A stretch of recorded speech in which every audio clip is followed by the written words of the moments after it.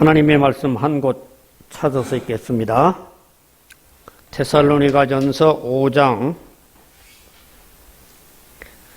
16절, 17절, 18절 잘 아는 말씀 데살로니가전서 5장 16절, 17절, 18절 같이 함께 합독을 합니다.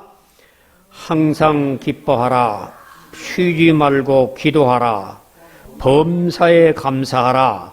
이것이 그리스도 예수 안에서 너희를 향하신 하나님의 뜻이니라.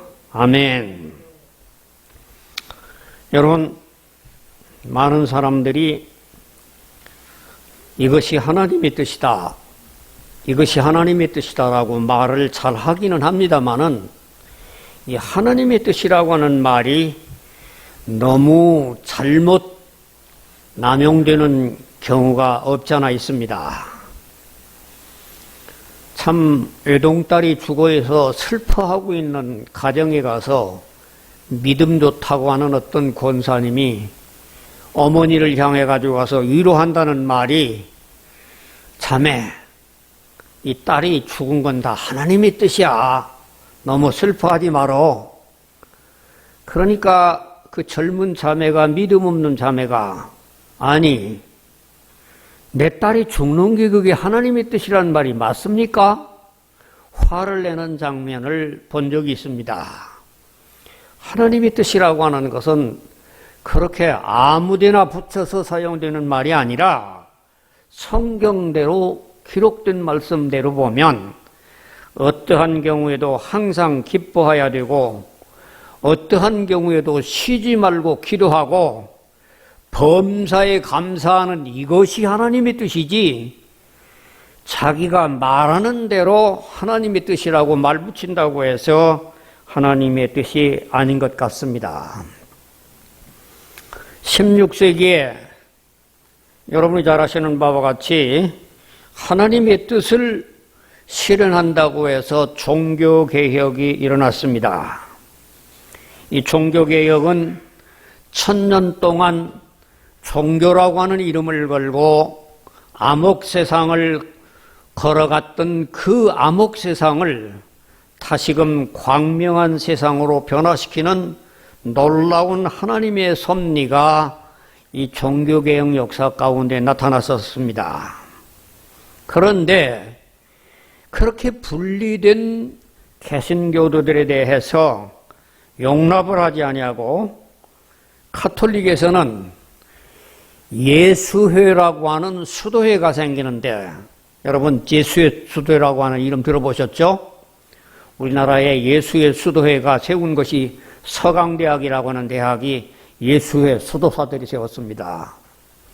이 예수회 수도회라고 하는 수도회는 종교개혁으로 말미암아 가톨릭에서 개신교로 갈라진 사람들을 다시금 가톨릭으로 환원시키기 위해서 만들어진 로욜라라고 하는 사람이 수도 단체였었습니다.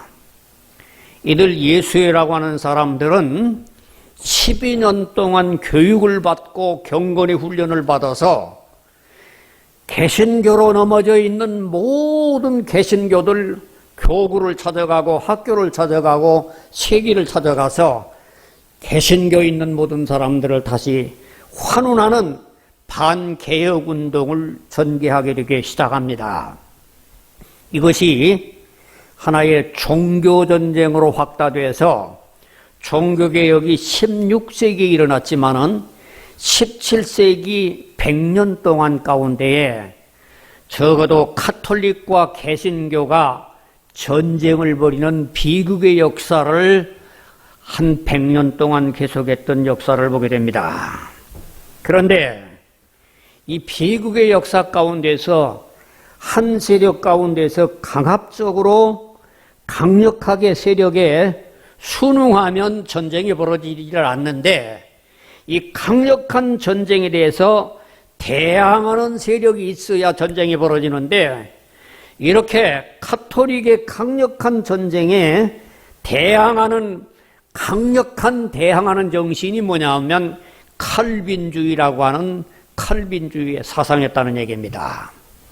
참으로 우리는 이 종교개혁 이후에 100년 동안 이뤄졌던 이 종교전쟁의 비극의 역사의 모든 핵심이 전쟁을 선도한 가톨릭도 나쁘지만 이 전쟁을 맞서서 같이 투쟁을 했던 이 칼빈주의가 프랑스에서, 네덜란드에서, 독일에서, 영국에서 각각 이름이 달리 전쟁이 벌어집니다. 프랑스에서는 이군호 전쟁으로, 네덜란드에서는 독립전쟁으로, 독일에서는 30년 종교전쟁으로, 영국에서는 청교도 전쟁으로, 이 모든 전쟁의 핵심이 칼빈주의의 사상에서 비롯됐다고 하는 사실을 깨달을 때에 우리는 참으로 항상 기뻐하라, 쉬지 말고 기도하라, 범사에 감사하라, 이것이 하나님의 뜻이라고 하는 하나님의 말씀이 무색해지는 것을 깨닫지 아니할 수가 없습니다.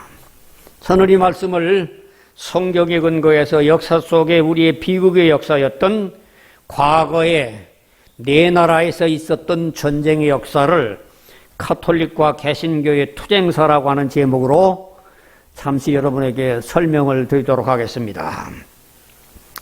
먼저 프랑스에서의 위그노 전쟁. 여러분, 프랑스 하면은 어떤 연상을 여러분이 하고 계십니까?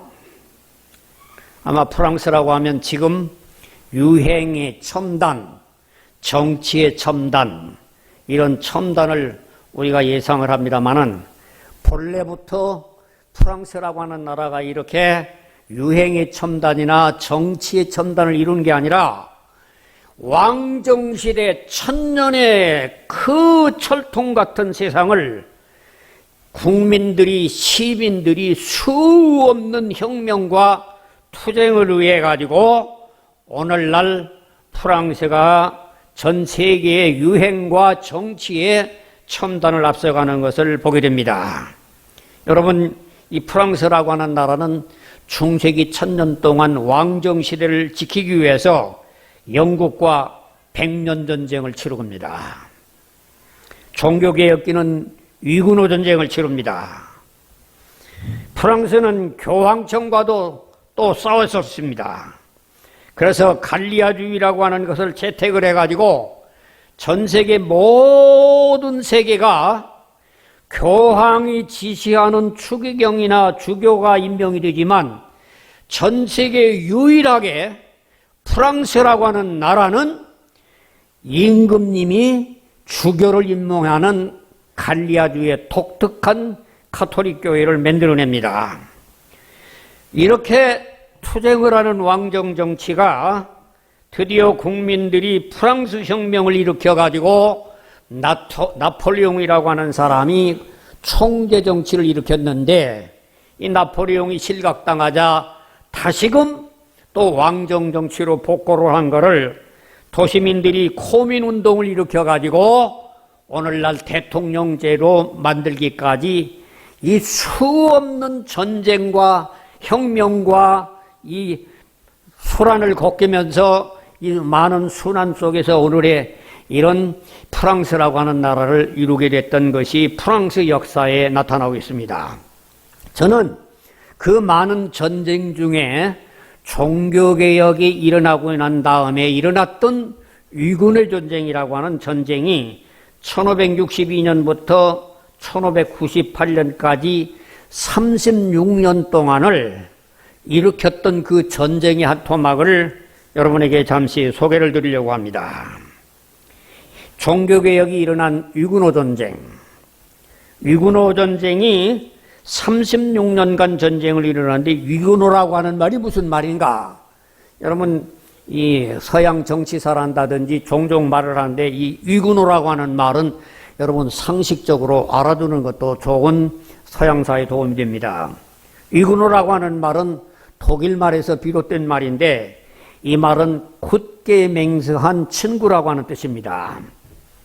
그래서 우리 한문으로 얘기하면 위군호라고 하는 말을 맹우, 혈맹의 친구라고 얘기하는데 그러면 누가 누구하고 맹설을 하고 친구가 됐다는 말이냐? 그 내력이 바로 이제 제네바에서 일으켰던 칼빈주의와 프랑스인과의 관계 속에서 이 말이 활용되게 됩니다. 여러분이 잘 아시는 대로 이미 내 말씀드렸습니다마는 칼빈이라고 하는 분은 프랑스 사람인데 프랑스에서 공부를 끝내고 난 다음에 중립국가인 스위스에 가서 종교개혁을 일으켰어요. 그렇게 종교개혁을 일으키면서 이 프랑스 제네바 대학에 인재를 양성을 해가지고 자기 고국 프랑스에다가 많은 개신교 지도자들을 육성해서 내보내게 됩니다.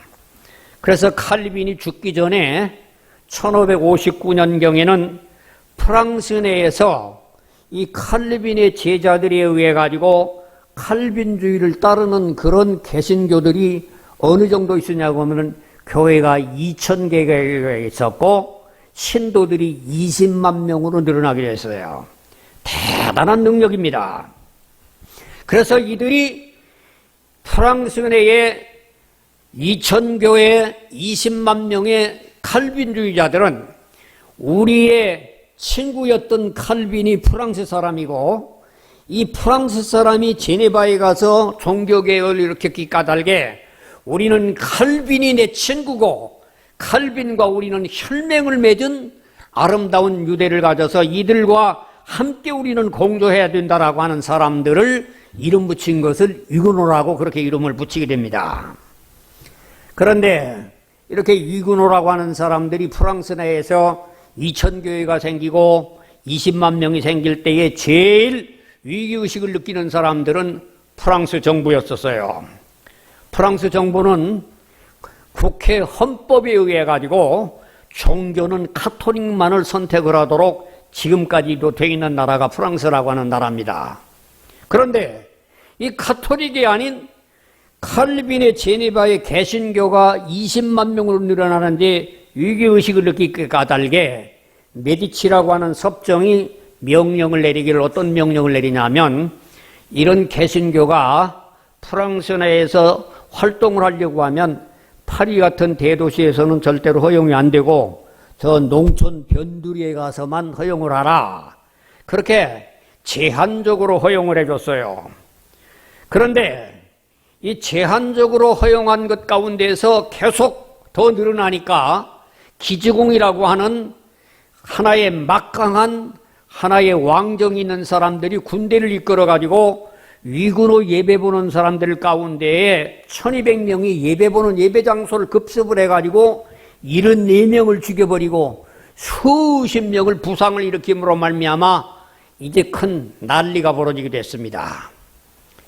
그래서 난리가 벌어졌을 때에 이때 메디치라고 하는 섭정은 자기가 만약에 이들 개신교들의 세력에 의해서 큰 위협을 당할까, 그래서 저 유명한 성 바돌롬의 대학살이라고 하는 학살을 음모를 합니다. 아마 프랑스 역사 가운데에서 이 성 바돌롬의 이 학살이라고 하는 사건이라고 하는 것은 지금 프랑스 사람이라고 한다면 다 아는 얘기고 지금도 불란서에 가서 이 바돌롬의 사건이라고 하는 사람들을 많은 사람들이 지금 알고 있는 그런 내용의 얘기입니다. 이렇게 학살이 계속이 될 때에 프랑스에 있는 수십만의 칼빈주의자들이 좋습니다. 당신들이 하는 대로 우리는 당하겠습니다. 이런 생각이 아니에요. 이런 사람들이 아니라 칼빈주의의 사상 가운데 무슨 사상이냐고 하면 지난 주일날 말씀드렸던 것처럼 폭군이라고 하는 분은 성경적으로 마땅히 징벌해도 이게 하나님의 뜻이라고 하는 폭군 징벌론이라고 하는 것이 칼빈과 베자의 제자 이 사상이었어요. 그래서 이 제네바에서 훈련받았던 위그노라고 하는 사람들이 프랑스의 왕들이 막 죽이는데 폭군 정복론을 가지고 우리가 가만히 당하고만 있을 수가 없다. 우리도 이렇게 독재 정부하는 독재들에게는 맞서서 싸워야 된다.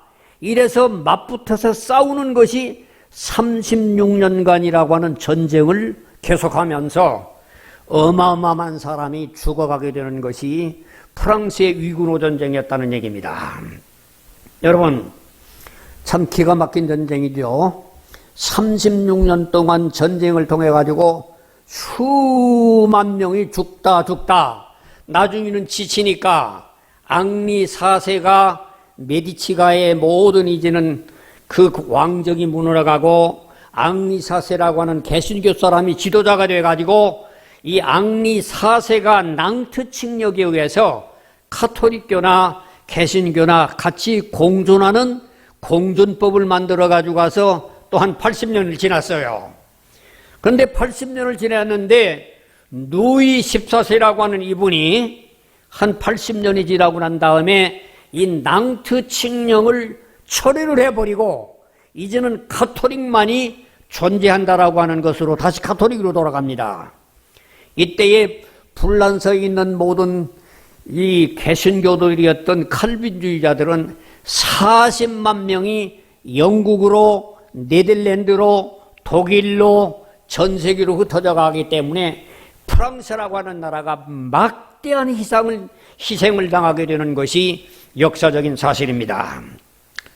이렇게 프랑스가 카톨릭 일색으로 그렇게 모든 사람을 탄핵을 할 때에 이 40만 명이 다 각각 종교의 자유를 위해서 영국으로 간 사람들, 네덜란드로 간 사람들, 독일로 간 사람들이 가만히 있는 게 아니라 거기 가서도 또다시 전쟁을 일으키는 것이 17세기에 계속 이어지는 놀라운 하나의 종교전쟁으로 이어지더라는 얘기입니다. 이제 이 프랑스에서 위군호 전쟁이라고 하는 얘기는 이 정도로 설명을 하면서 그 다음에 두 번째 전쟁이 어디서 벌어지냐고 하면 네덜란드에서 독립전쟁이라고 하는 전쟁이 벌어져요. 여러분, 네덜란드라고 하는 나라가 이 네덜란드라고 하는 나라 말은 이제 저지대라고 하는 말이죠. 이 네덜란드라고 하는 말은 그 네덜란드 국토의 27%가 이 바다의 수면보다 낮기 때문에 그 나라가 맨날 바다와 투쟁을 해가면서 개척을 하고 그렇게 나라를 세웠던 나라가 네덜란드라는 나라였는데 이 네덜란드 나라가 그냥 맨날 바다와 싸우겠기 때문에 아무도 거기에 국가에 관심이 없다가 그런데 정치가 시작이 된 것은 15세기에 프랑스 부르고뉴 한 봉주가 하나의 봉주 국가로서 지방 궁정을 다스리고 있다가 그 다음에는 오스트리아 합스부르크가 그 이 네덜란드를 인수를 했다가 그 다음에는 이 종교개혁기에 누가 인수했냐고 하면은 신성 로마 제국이었던 독일이라고 하는 나라가 이 네덜란드를 자기 속국으로 만들어 가지고 다스리고 있었어요. 그때에 이제 이 독일에서 종교개혁이 일어난 것을 보고 네덜란드 국민들은 일단은 독일 국민들이 가지고 있는 루터교라고 하는 것을 경험을 해봤어요. 그래서 루터교가 참 좋다고 하는 건 아는데 루터교라고 하는 종교를 네덜란드라고 하는 나라에다 도입을 하면 바로 국경이 옆에 있는 독일의 지배를 받기 까닭에 마음이 찜찜해 가지고 가서 마음이 내키질 않습니다. 그 다음에 두 번째 접촉을 한 것이 재침례교도들이라고 하는 사람들하고 접촉을 하는데 이 재침례교도들이라고 하는 사람은 성경적이라고 하는 걸 믿기 때문에 어떤 황제가 탄압을 하고 황제가 추방을 하면 추방을 당하고 그저 죽기만 하고 맹종을 하는데 몇 년 동안 안에 8만 명이 죽으면서 이제 이 재침례교도들이라고 하는 사람은 우리 네덜란드의 독립전쟁에 별로 합당하지 않다. 그런데 뭐가 합당하냐? 합당한 정치를 보니까 칼빈이라는 사람이 제네바에서 종교와 정치를 야합을 해가지고 그런 제네바를 성공을 한 이 칼빈주의가 우리가 맞다. 그런데 마침 프랑스에 있는 위군어들이 와가지고 이걸 부채질을 합니다. 그래서 이 네덜란드라고 하는 나라가 이런 위군어들과 칼빈주의를 중심을 가지고 독립전쟁을 벌이는데 그 독립전쟁이 80년간을 전쟁을 합니다. 기가 막힌 전쟁이에요. 그래서 이제 이 80년간 독립전쟁이 1568년부터 시작해가지고 1648년까지 80년간 독립전쟁을 일으키는 때에 이때에 더 기가 막힌 얘기는 이런 독립전쟁을 일으키는 그 와정 가운데에서 칼빈주의 5대 강령이라고 하는 것이 저 1618년부터 1619년에 저 스위스에서 있는 칼빈주의자들, 영국에 있는 칼빈주의자들, 네덜란드 사람들들 다 모아가지고 가서 칼빈주의 5대 강령이라고 하는 걸 지정을 한다는 얘기입니다. 뭐 지정할 수 있겠죠. 지정할 수도 있는데 내가 다음에도 말씀드리려는 영국의 청교도들도 그렇지만은 이 사람들이 칼빈주의라고 하는 종교를 가지고 가서 만들면서 명분은 아름다운 그런 하나의 사상을, 자기들 사상을 모았지만 그 시기가 전쟁통 한가운데 이런 정신을 만든다고 하는 것은 참 쑥스러운 하나의 역사를 남겼다고 하는 것이 제 판단의 얘기입니다. 여하간에 그래서 이 칼빈의 5대주의 강령이 뭐예요? 해서 여러분이 칼빈주의 5대 강령 아세요? 제1은 토탈 디프레비티, 전적인 타락. 두째는 unconditional election, 무조건적인 선택. 세 번째는 limited atonement, 제한된 구속. 이게 이 사람들 얘기는 뭐냐면 이게 제일 문제가 되는 얘기인데 예수님이 만 인류를 위해서 죽었다는 게 아니라는 겁니다. 예수님은 만 인류를 위해서 죽은 게 아니고 예수님은 선택받아서 구원받기로 된 사람들만을 위해 죽었다는 거예요. 이게 리미티드 제한 구속이에요. 만 인류를 죽은 게 아니고 예수님이 만이 죄수들을 위해서 죽었다고 하면 예수님의 보혈을 모독하는 얘기라는 얘기입니다. 이런 사상을 만들어내는 리미티드 어턴먼트. 또 불가항력적인 은혜. 하나님의 은혜가 오면 도저히 그 하나님의 은혜를 벗어날 수가 없다. 그리고 성도의 견인. 이런 5개 사항을 만들어내는 것이 바로 1618년부터 1619년까지 만들어 나가지고 칼빈주의 5대 강령이라고 하는 것을 이 전쟁통에 만들어냅니다. 여러분, 그래서 이들이 드디어 1648년에 독립이 됐어요. 그래서 독립이 됐는데 이 네덜란드라고 하는 나라가 이제는 개신교 국가가 아니라 그 가운데서 카톨릭을 좋아하던 사람은 저 유명하게 1830년에 벨기에라고 하는 나라로 갈라져 버리고 그리고 1867년에는 룩셈부르크라고 하는 그런 나라로 갈라져 가지고 가서 독립전쟁 가운데는 네덜란드라고 하는 데가 다 함께 규합을 했지만은 종교 문제를 가지고 칼빈주의만 네덜란드를 남고 나머지는 벨기에하고 룩셈부르크가 카톨릭으로 복귀해버리고 말았습니다. 참으로 안타까운 얘기는 이런 네덜란드가 칼빈주의로 독립을 해서 지금 100여 년이 넘고 200년이 넘으니까 칼빈주의로 1세기 되어야 할 네덜란드가 현상을 바라보면 1899년에 네덜란드에는 카톨릭이 35%였고 개신교가 60%였어요. 1899년에. 그런데 2010년에 카톨릭은 25%고 개신교는 15% 떨어져 버렸어요. 그러고는 무종교가 52% 늘어나 버렸습니다. 제가 왜 이런 현상을 여러분에게 말씀을 드리냐고 하면 이런 칼빈주의가 독립전쟁을 일으켜서 성공을 했지만 그게 도구는 될지언정 사람을 변화시키는 능력에는 한계가 있기 까닭에 이렇게 몇백 년이 지나면 점점 쇠퇴하는 현상을 바라보면서 아울러 뭐를 바라보느냐고 하면 우리는 성경이 우리들에게 가르치는 것은 항상 기뻐하고 범사에 감사하고 하나님 앞에 늘 그런 성도를 만들게 하냐고 특정한 어떤 사상을 무장으로 중심한 종교인을 만드는 것은 역사에 긴 수명을 갖지 못한다고 하는 역사를 배우게 되라는 얘기입니다. 세 번째인 지금 말씀드리려고 하는 건 독일의 얘기입니다. 이 독일이라고 하는 나라도 독일 전쟁이 1618년부터 1648년까지 30년을 종교전쟁을 벌이게 됩니다.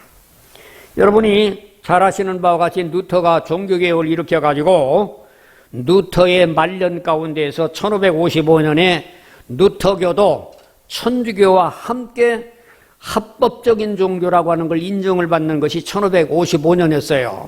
그런데 이때의 독일 황제는 어떻게 법을 내려내냐고 하면 이제는 두 개 종교가 카톨릭과 루터교가 같이 공존을 하는데 단 선지후가 이 독일 가운데는 황제를 선출하는 황제가 7명, 선지후가 7명이 있었는데 선지후가 카톨릭 신자라고 하면 그 성 안에 있는 모든 사람들은 전부 카톨릭이 돼야 되고 만약에 루터교를 믿으려고 하면 선지후가 루터교, 선교 그런 성으로 이게 이사를 가야 된다. 그런 법령을 만들어 놨어요.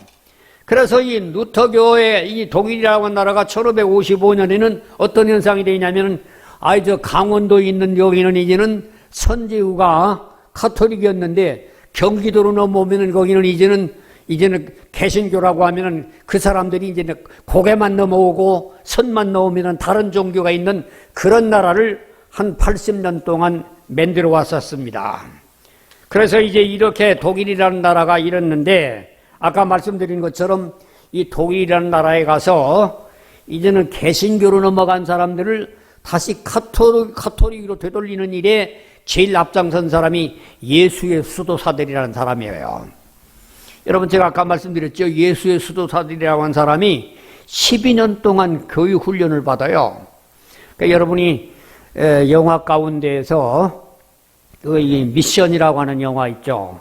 남미에 가서 그 많은 사람을 전도를 하기도 하고 또는 이 동남아에 가서 전도를 하고 또는 여기 중국에 가가지고서 마테우리치라고 하는 사람들 이분들은요 이 공부를 몇 년을 하냐면 12년 동안 공부를 하기 까닭에 신학교 4년, 6년, 10년 가지고는 게임이 안 되는 겁니다. 그래서 천문학 박사가 나오고 무슨 박사가 나오기 때문에 이 사람들은 이 마테우리치가 어떻게 합니까? 이 중국에 가서 이 사람들이 한문 배워가지고 완전히 한문으로 모든 사람들을 이제 정신적으로 이 사람들을 뒤집어 놓고 이렇게 선교를 하기 까닭에 이들이 가는 곳마다 엄청난 변화가 일어납니다.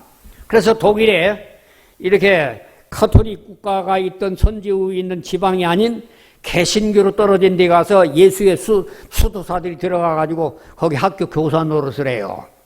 그래서 개신교 영지에 들어가가지고 와서 예수의 수도사들이 학생들을 가르치면서 뭐를 마냐고 하면은 이게 개신교라고 하는 거 잘못된 걸로 이렇게 되돌리는 거예요. 이런 운동을 하니까 이제 이 개신교 사람들이 예수의 수도 때문에 얼마나 마음적으로 갈등을 느끼고 이 참 그 압박을 느끼고 있는 가운데에 그런데 이 루터교라고 하는 사람은 이런 예수의 수도회만큼의 어떤 실력이 딸리기 때문에 이들을 이길 능력이 없었어요. 그래서 루터라고 하는 사람이 기껏해야 95개조 가지고 면죄부나 반항을 했지만은 신학적으로 이 예수를 능가하지 못하고 늘 딸리고 있었는데 그런데 이제 앞서 말씀드렸던 프랑스의 위구노라고 하는 사람들이 독일로 왔어요. 독일로 와가지고 가서 가만히 바라보니까 이런 예수의 수도사들이라고 하는 사람들이 이제 개신교 있는 사람들을 다시 천주교로 카톨릭으로 되돌리는 운동 가운데에 이때에 칼빈주의자들이 만드는 것이 하이델베르그 신앙 문답집이라고 하는 걸 만들어요. 엄청난 교리 문답을 만들어가지고 당신들 카톨릭이 그렇게 노력해? 우리는 정당하게 이렇게 믿는다. 그래서 하이델베르그 신앙 교리를 가지고 대기를 하니까 이제 이 칼빈주의자들이 루터교보다도 더 앞선 지도자로 카톨릭하고도 싸움이 전개가 됩니다. 이렇게 싸움이 되면서 감정이 벌어나다 보니까 나중에는 이제는 카톨릭 세력과 개신교라고 하는 게 루터교하고 칼빈주하고 연합 세력하고 카톨릭하고 전쟁이 벌어지는 것이 이것이 종교전쟁인 30년 전쟁이라고 하는 전쟁이 벌어집니다.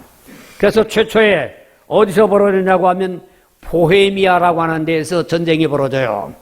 이 보헤미아라고 하는 데가 지금은 체코슬로바키아죠. 그래서 전쟁이 벌어져가지고 카톨릭과 개신교가 전쟁이 벌어졌는데 이때에 18년부터 23년까지 5년간 전쟁을 일으켰는데, 이때에 이 보헤미아 전쟁 가운데서 가톨릭의 막강한 군대 때문에 참패를 당하고 3만 명이 이 보헤미아를 떠남으로 말미암아 이 보헤미아 전쟁에 의해서 인구의 5분의 4가 줄어버립니다. 이렇게 보헤미아 전쟁을 보는 북쪽에 있는 덴마크라고 하는 나라가 루터교 국가인데, 이런 루터교를 가지고 있는데 이런 독일의 가톨릭 세력이 보헤미아도 점령을 하면 앞으로 북반구에도 점령할 것이라고 하는 걸 깨닫고 덴마크의 왕이 개입을 해서 전쟁을 벌여요. 그래서 1623년부터 29년까지 6년간을 전쟁을 걸리는데, 이 전쟁에도 또 가톨릭이 또 이깁니다. 이 스페인이라고 하는 황제는 스페인 나라의 군대, 독일에 있는 가톨릭 군대 4만 명을 가지고서 대전을 벌린 가운데에서 이제 이 덴마크도 이깁니다.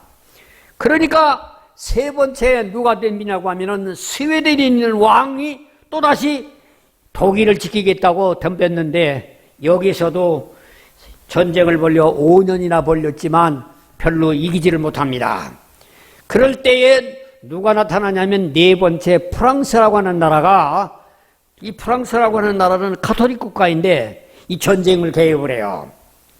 이 프랑스라는 나라가 종교 문제가 아니라 항상 이 프랑스라고 하는 나라하고 독일이라는 나라는 이 땅을 빼앗기고 찾고 했던 일을 반복을 하기 까닭에 이런 오랜 전쟁에 약화가 된 독일이라는 나라의 영토를 채취하려고 하는 목적을 가지고서 이 전쟁에 약해진 독일하고 전쟁을 벌어가지고 이 전쟁이 스웨덴과 프랑스군이 연합을 해가지고 전쟁을 벌이는데 자그만큼 13년이나 이겼다 졌다 하는 반복을 하게 됩니다.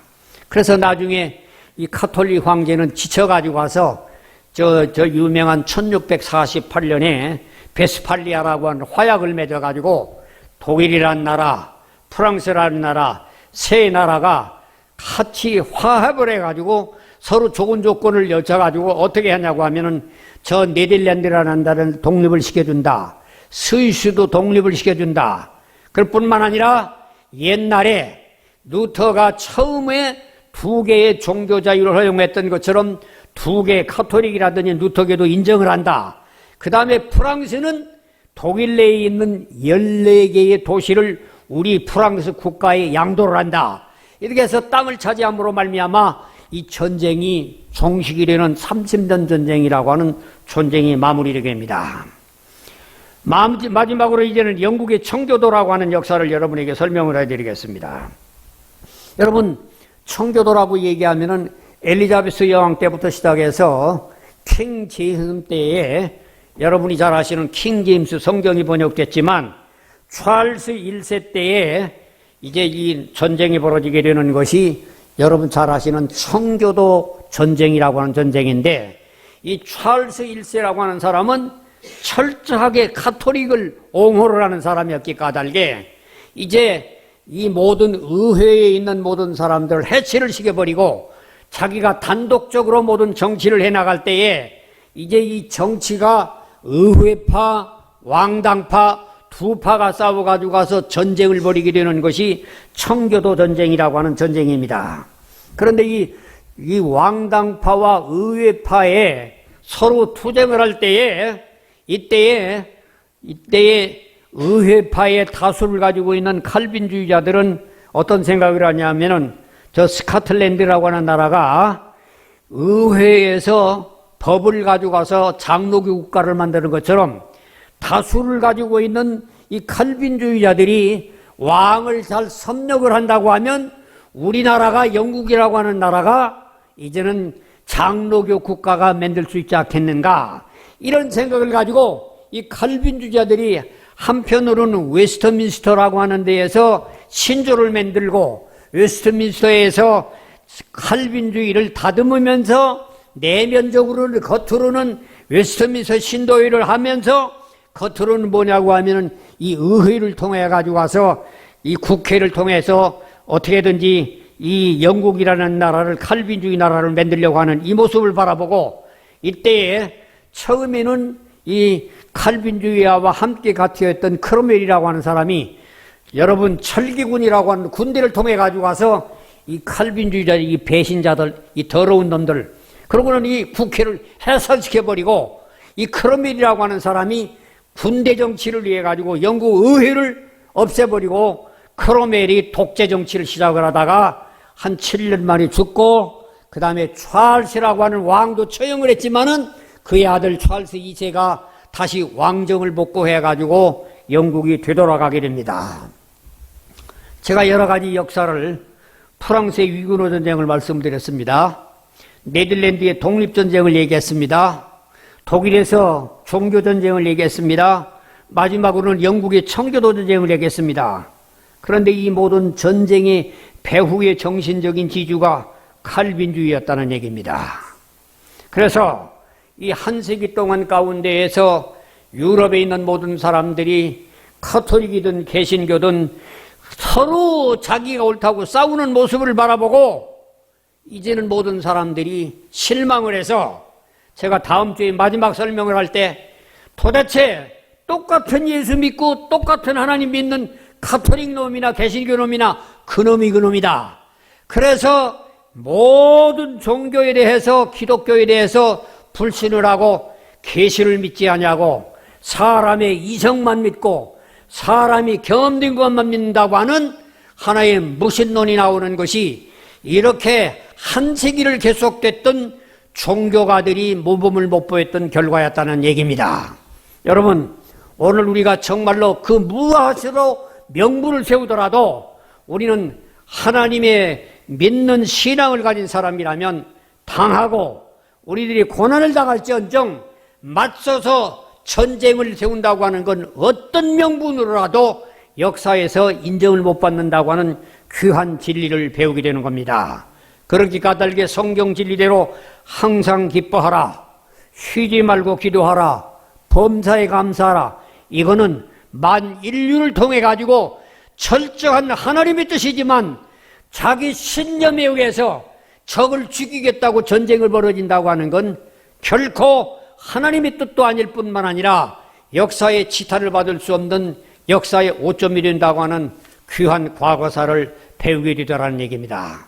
여러분의 말씀 속에 오늘 우리는 어떻게 내 신앙을 꾸려가야 할 것인지를 마음속에 다짐하시고 정말로 하나님의 택한 백성으로 예수님처럼 사도들처럼 때리면 맞고 죽이면 죽임을 당할지언정 저 모든 사람들에게 대항해서 맞서지 아니하는 그런 순환의 종인 예수님의 사도가 될 수 있도록 저나 여러분에게 이 말씀이 감동이 되고 깨달음이 되시기를 주님의 이름으로 축복합니다.